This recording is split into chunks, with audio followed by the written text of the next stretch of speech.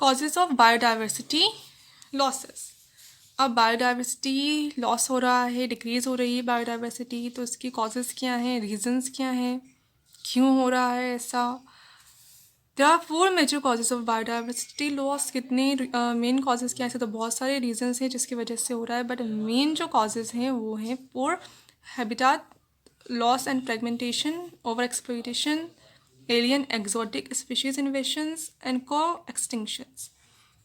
These are all known as the evil quartet. इन सबको क्या कहते हैं, evil quartet। ये चारों मिल के इतना लॉस कर रहे, इतना हार्म पहुँचा रहे हैं बायोडाइवर्सिटी के को, केस को कहा द evil quartet। फर्स्ट है habitat loss and fragmentation. Destruction of habitat is the primary cause of extinction of species. अब अगर किसी कोई भी पर्टिकुलर रीजन है जहाँ कोई स्पीशीज़ रह रही है, अगर उसको डिस्ट्रक्शन हो जाए, उसको ही ख़त्म कर देंगे, तो वहाँ पे जो स्पीशीज़ रह रही हैं वो एग्जिस्ट ही नहीं कर पाएंगी, उनको रहने के लिए स्पेस ही नहीं मिलेगा। The tropical rain forest initially covered 14% of the land surface of earth. अब पहले जो ट्रॉपिकल रेन फॉरेस्ट थी, जो बहुत ह्यूज फॉरेस्ट हैं, वो कितना कवर करते थे, 14% थी। टोटल अर्थ का 14% जो है वो ट्रॉपिकल रेन फॉरेस्ट बनाते थे, पर अब उनका इतना डिस्टर्ब कर दिया है उसको कि वो अब बहुत कम हो गए हैं। कितना बना रहे हैं, अब सिर्फ वो 6% ही लैंड एरिया कवर कर पा रहे हैं, जो कि बहुत कम है। तो जितना लॉस हुआ है वहाँ पे जो स्पीशीज़ रहती थी उनका भी लॉस होगा साथ में। अगर हैबिटेट का लॉस हो रहा है तो वो स्पीशीज़ जो वहाँ रहती थी, वो जब ज़्यादा एरिया था, बड़ा एरिया था, तो वो भी एक्सटिंक्ट हो गई हैं। The Amazon rain forest called the lungs of planet is being cut. अब जो अमेजोन रेन फॉरेस्ट हैं, ये भी क्या है, ट्रॉपिकल रेन फॉरेस्ट ही हैं, वो बहुत सब the biggest forest of the earth हैं, जिनको कह रहे हैं द लंग्स ऑफ प्लानट। उनको भी कट एंड क्लियर किया जा रहा है कल्टीवेशन पर्पसेस के लिए। किसके कल्टीवेशन के लिए, सोयाबीन के कल्टीवेशन के लिए कट कर रहे हैं फॉरेस्ट को।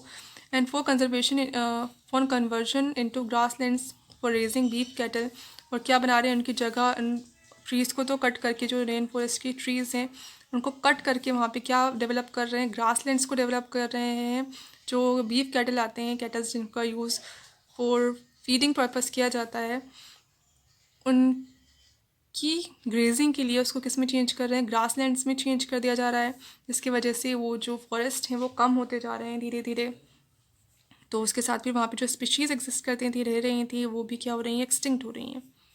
When large sized habitats are broken or fragmented due to human settlements, buildings of roads, digging of canals, etc., the population of animals requires large territories, and some animals with migratory habitats declines. अब क्या हो रहा है, कोई जितना छोटा fragment होता है किसी भी लैंड का, उतनी ही कम वहाँ की बायोडाइवर्सिटी होती है। तो जितना बड़ा था उस टाइम पे, वहाँ पे बहुत ज़्यादा, वहाँ की बायोडाइवर्सिटी बहुत ज़्यादा थी। पर जैसे जैसे ह्यूमन सेटलमेंट्स के लिए, रोड्स बिल्डिंग के लिए, कैनाल्स को डिग करने के लिए, या किसी भी अदर पर्पज़ से उसको फ्रेगमेंटाइज कर दिया। मान लो कोई इतना बड़ा रीजन था, उसके बीच में क्या बना दिया, रोड बना दिया, जिससे 2 फ्रेगमेंट्स में डिवाइड हो गया। अब भले इसका साइज़ उतना कम नहीं हुआ, तो क्या हो गया, फ्रेगमेंटेशन हो गया। तो अब इसके बायोडाइवर्सिटी कंपैरिजन में क्या होगी, कम होगी। भले एरिया उतना ही होगा, एरिया पे इतना इफेक्ट नहीं पड़ा, एरिया पहले भी इतना ही था, बस एक छोटा सा रोड निकल गया बीच में, तो अभी भी एरिया उतना ही है। पर जितना छोटा फ्रेगमेंट होगा, अभी फ्रेगमेंट इतना ही बचा। अब यहाँ की और यहाँ की दोनों की बायोडाइवर्सिटी क्या हो जाएगी, कम हो जाएगी। और कंबाइंड बायोडाइवर्सिटी है वो जो पहले थी, उससे क्या होगी, फिर ये कम ही होगी। ओवर एक्सप्लॉइटेशन, बहुत ज़्यादा यूज़ कर रहे हैं, जितनी ज़रूरत नहीं है उनसे ज़्यादा यूज़ में ले रहे हैं नेचुरल रिसोर्सेज को, जिसकी वजह से भी क्या हो रही है, स्पीशीज़ एक्सटिंक्ट हो रही है। फॉर एग्जांपल स्टेलर्स सी काउ जो एक्सटिंक्ट हुई है, वो भी इसी वजह से हुई है। पैसेंजर पिजन है या अदर जो मेराइन फिशेस हैं, वो भी इसी वजह से एक्सटिंक्ट हुई हैं। Alien and exotic species इन्वेशन। अब मान लो कोई एलियन या एक्जोटिक स्पीशीज़ को किसी पर्टिकुलर रीजन में, एरिया में ले आए, इंट्रोड्यूस करवा दें, तो वहाँ की जो नेटिव स्पीशीज़ हैं वो क्या होती हैं, उन पर हार्मफुल इफेक्ट पड़ता है किसी भी रीज़न से, डायरेक्टली और इनडायरेक्टली, और फिर वो एक्सटिंक्ट हो जाती हैं। Some alien species, when introduced unintentionally or deliberately, become invasive and cause harmful impact, resulting in extinction of the indigenous species. अगर अपन किसी एग्जॉटिक स्पीशीज़ को या तो इंटेंशनली ले आएँ किसी पर्पज़ से या फिर अनइंटेंशनली ही इंट्रोड्यूस कर दें, तो वो जो एलियन एग्जॉटिक स्पीशीज़ है वो इन्वेसिव बन जाती है, और वहाँ की जो इंडिजिनस स्पीशीज़ है, नेटिव जो स्पीशीज़ है वहाँ की, जो पहले से ही वहाँ रह रही थी, उस पर हार्मफुल इफ़ेक्ट रखती है फिर वो, जिसकी वजह से वो एक्सटिंक्ट हो जाती है indigenous species. Nile perch, a large predatory fish, when introduced in Lake Victoria, East Africa, caused the extinction of an ecological unique species of cichlid fish in the lake. अब पहले जो लेक थी, lake Victoria east Africa की, वहाँ पे cichlid fish मिल की एक particular species मिलती थी जो बहुत ही यूनिक थी उस एनवायरनमेंट के लिए, उस इकोसिस्टम के लिए। अब जैसे ही वहाँ पे नाइल पर्च को इंट्रोड्यूस कर दिया किसी भी पर्पज़ से, जो कि कंपेरेटिवली क्या थी, साइज़ में लार्जर थी और प्रीडेटरी थी, तो उसकी वजह से सिक्लिड फिश जो है वो एक्सटिंक्ट हो गई। Invasive weed species like parthenium, carrot grass, अब ये जो पार्थेनियम है, कैरेट ग्रास है या लेंटाना है, एंड इकॉर्निया जो वाटर हाइकन थे, caused environmental damage and was threat to our native species. इन्होंने भी क्या किया, जो नेटिव स्पीशीज़ थी उनको हार्म पहुँचाया है। Introduction of African catfish for aquaculture purposes is posing a threat to the indigenous catfish in Indian rivers. अब इंडियन रिवर्स में जहाँ पहले जो इंडिजिनस कैटफिशेस थी वो मिलती थी, अब वहाँ पे इंट्रोड्यूस करवा दिया अफ्रीकन कैटफिश को, जिसकी वजह से जो इंडिजिनस कैटफिश हैं उनके लिए उन्होंने थ्रेट कॉज की। इसकी वजह से अभी तो ये एक्सटिंक्ट नहीं हुई है, पर एक्सटिंक्ट हो सकती हैं नियर फ्यूचर। को एक्सटिंक्शंस, अब क्या होता है, कभी कभी एक स्पीशीज़ एक्सटिंक्ट होती है तो उस पर डिपेंड करने वाली जो अदर स्पीशीज़ है वो भी साथ में एक्सटिंक्ट हो जाती है। तो ये भी रीज़न है बायोडाइवर्सिटी के कम होने के लिए कि एक यहाँ तो एक ही हो रही है, पर एक भी डिपेंड करने वाली पे अगर दूसरी भी हो जाएगी तो फिर डबल लॉस होगा, जिससे बायोडाइवर्सिटी कम हो जाएगी। When a species becomes extinct, the plant and animal species associated with it is in an obligatory manner also become extinct. अब अगर कोई स्पीशीज़ एक्सटिंक्ट होती है और उसके साथ कोई अदर स्पीशीज़, भले एनिमल की हो भले प्लांट की हो, जो ऑब्लिगेटरी रिलेशनशिप में है उसके साथ, यानी ऐसे रिलेशनशिप में है जो कंपल्सरी है, जिसके बिना वो सर्वाइव नहीं कर पाएगी, तो वो भी साथ में ही एक्सटिंक्ट हो जाती है। For example, if the host fish species become extinct, all those parasites exclusively dependent on it will also become extinct.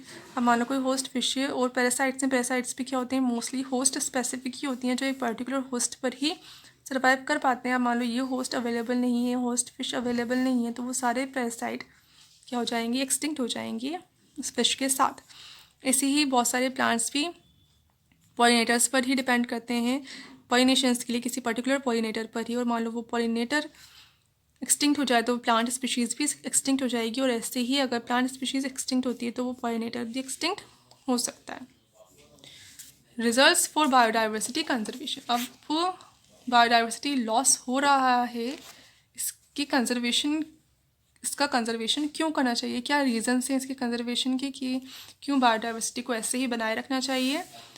There are three main reasons for conserving the biodiversity which have been classified into the following categories. Three main reasons क्या हैं? Narrowly utilitarian arguments, broadly utilitarian arguments and ethical reasons. अब अपन narrow वे में देखें तो अपन किसी particular कोई भी food stuff है जिस पे फीड कर रहे हैं, या कोई भी अदर यूज़फुल चीज़ अपन को नेचर से मिल रही है, ये उस पर्टिकुलर चीज़ को बचाने के लिए अपन को क्या करना होगा, बायोडाइवर्सिटी को कंजर्व करना होगा। अब तो किसी पर्टिकुलर चीज़ के लिए अपन बायोडाइवर्सिटी को कंजर्व कर रहे हैं तो उसको कहें, वो होगा उसका नैरो, उसको कहेंगे अपन, किसके अंदर आएगा, नैरोली यूटिलिटेरियन आर्ग्यूमेंट के अंदर आएगा। Humans being derived direct economic benefit from nature, अब जैसे ह्यूमन्स को बेनिफिट मिलता है, इकोनॉमिक बेनिफिट मिलता है, वो बेचते हैं जो भी नेचुरल स्टफ होता है उसको सेल करते हैं, जिसकी वजह से उनको बेनिफिट मिलता है, या फिर अपन उस पर फीड कर रहे हैं, जैसे फूड आइटम्स हैं, फायरवुड है, फाइबर्स हैं, कंस्ट्रक्शनल मटेरियल है जो एनवायरनमेंट से नेचर से मिल रहा है, इंडस्ट्रियल प्रोडक्ट्स हैं like resins, gums, dice, tannins, ये सारे, और and medicinal medicinally important products जो हैं ये सारे किससे मिल रहे हैं, एनवायरनमेंट से मिल रहे हैं, नेचर से मिल रहे हैं। तो डायरेक्ट इकोनॉमिक बेनिफिट के लिए ह्यूमन की इनका कंजर्व करना ज़रूरी है और इनकी कंजर्वेशन के लिए भी बायोडाइवर्सिटी को भी कंजर्व करना पड़ता है। More than 25% of the drugs are derived from plants. अब जो ड्रग्स मिलते हैं जो मोस्टली किससे मिलते हैं, प्लांट से मिलते हैं। 25% ऑफ ड्रग्स किससे मिलते हैं, प्लांट से मिलते हैं। And about 25,000 species of plants are used by native people as traditional medicine. और 25,000 से ज़्यादा स्पीशीज़ प्लांट स्पीशीज़ का यूज़ नेटिव पीपल करते हैं मेडिसिनल यूजेस के लिए। तो इसकी वजह से भी इन प्लांट स्पीशीज़ को बचाने के लिए भी बायोडाइवर्सिटी का कंजर्वेशन जो है वो नेसेसरी है। तो ये तो नैरो फैमिली के खुद के बेनिफिट के लिए एक पर्टिकुलर रीज़न से, एक पर्टिकुलर स्टफ को लेने की वजह से बायोडाइवर्सिटी का कंजर्वेशन कर रहे हैं। तो वो किसके अंदर आएगा फिर, नैरोली यूटिलिटेरियन आर्ग्यूमेंट्स के अंदर आएगा। Now second, broadly utilitarian arguments. अब अपन किसी पर्टिकुलर स्पीशीज़ की बात नहीं कर रहे हैं और सिंपली अपन कहें तो जो बायोडाइवर्सिटी है, जो नेचर है, उससे अपन को बहुत सारे गुड्स एंड सर्विसेज, वो अपन को बहुत सारे गुड्स एंड सर्विसेज प्रोवाइड करता है जो नेसेसरी हैं ह्यूमंस के लिए, जिसकी वजह से ये ज़रूरी है कि अपन बायोडाइवर्सिटी को कंजर्व करें। तो कोई पर्टिकुलर रीजंस नहीं है, पर ऐसे ही बहुत सारे अपन को चीज़ें मिलती हैं नेचर से, जिसकी वजह से अपन को नेचर का कंजर्वेशन ज़रूरी है और बायोडाइवर्सिटी कंजर्वेशन भी फिर इसके लिए ज़रूरी है। तो different ecological services provided are, अब कौन कौन सी सर्विसेज प्रोवाइड होती हैं नेचर से, वो कौन कौन सी हैं जिसकी वजह से बायोडाइवर्सिटी का कंजर्वेशन ज़रूरी है। तो Amazon forest is estimated to contribute 20% of the total oxygen in the atmosphere on earth। अब 20% ऑक्सीजन कहाँ से मिल रही है अपन को, अमेजन जो फॉरेस्ट है वहाँ से मिल रही है, ट्रॉपिकल फॉरेस्ट है। इसी वजह से इनको क्या कह रहे हैं, लंग्स ऑफ द प्लानट कह रहे हैं, जो ऑक्सीजन प्रोवाइड कर रहे हैं ईच एंड एवरी ऑर्गेनिज्म को दैट लिव्स ऑन अर्थ। तो इसके लिए पर्टिकुलर खुद का सेल्फिश रीज़न नहीं है, पर हाँ ठीक है, जो बेसिक नीड है वो फुलफ़िल कर रहे हैं अमेजन फॉरेस्ट। इसकी वजह से बायोडाइवर्सिटी कंजर्व करनी चाहिए, वहाँ की जो प्लांट स्पीशीज़ हैं उनको कंजर्व करना चाहिए। Ecosystem provides pollinators like bees, bumble bees, birds and bats which pollinate plants to form fruits and seeds. और बीज हैं, बम्बल बीज हैं, बर्ड्स हैं, बैट्स हैं, ये डायरेक्टली बेनिफिट नहीं दे रही हैं ह्यूमंस को, पर ये क्या कर रही हैं, पोलिनेटर्स की तरह वर्क कर रही हैं, जो बहुत सारे प्लांट स्पीशीज़ को पोलिनेट कर रही हैं, जिनसे भी अपन को क्या मिल रहा है, फ्रूट मिल रहे हैं या सीड्स मिल रहे हैं। तो इसकी वजह से इनका कंजर्वेशन, इन सब स्पीशीज़ का कंजर्वेशन भी ज़रूरी है, बायोडाइवर्सिटी कंजर्वेशन ज़रूरी है। Aesthetic pleasures like bird watching, spring flower in full Bloom, walking through the thick forest, waking up to a bulbul song, etc. are some other benefit of ecosystem। अब जो aesthetic pleasures हैं, like birds को देखने से लोगों को मिलता है प्लेजर मिलता है। स्प्रिंग फ्लावर्स जो होते हैं जब वो पूरे खिल जाते हैं स्प्रिंग सीजन्स में, जब फ्लावर्स पूरे खिल जाते हैं तब वो देखने से भी प्लेजर मिलता है। फॉरेस्ट में किसी को जाने से प्लेजर मिलता है, या बुलबुल सॉन्ग्स, या ऐसे बहुत सारी चीज़ें हैं, नेचर है जो प्लेजर देता है बहुत सी ह्यूमंस को। तो एस्थेटिक प्लेजर भी मिलता है इकोसिस्टम से, इसके लिए भी बायोडाइवर्सिटी का कंजर्वेशन ज़रूरी है।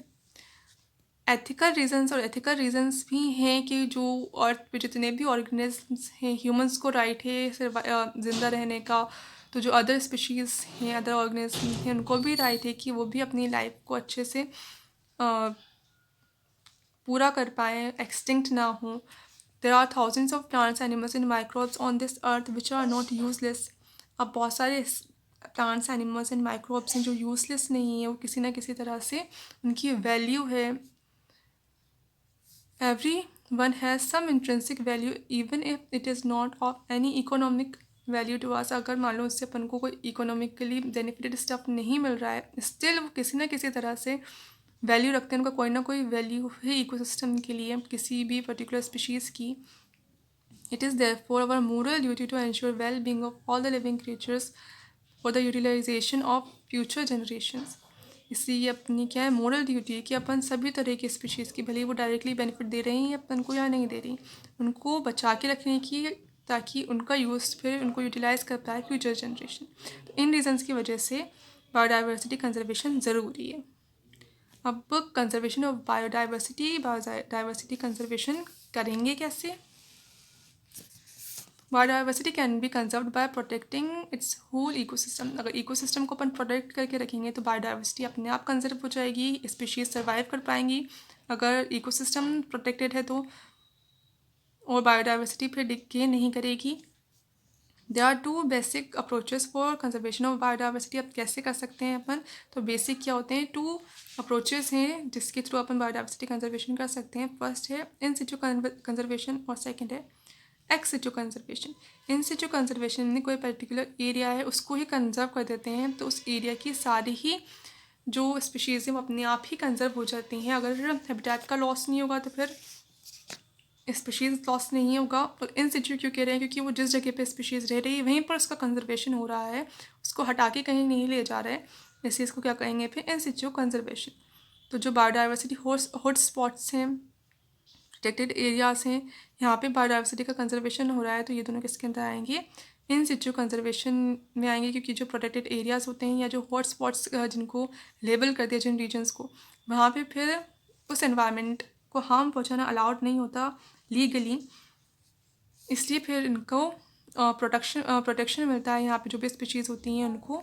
एक्स सिचु कंजर्वेशन में क्या करते हैं? कोई पर्टिकुलर स्पीशीज़ है जो थ्रेटन्ड है, जो एक्सटिंक्ट हो सकती है, उसको उस एनवायरनमेंट से, उसकी जो नेचुरल एनवायरनमेंट है वहाँ से बाहर ले जाके आर्टिफिशियल एनवायरनमेंट में रख कर उसको फिर कंजर्व करना, उसको क्या कहेंगे फिर? Ex situ conservation.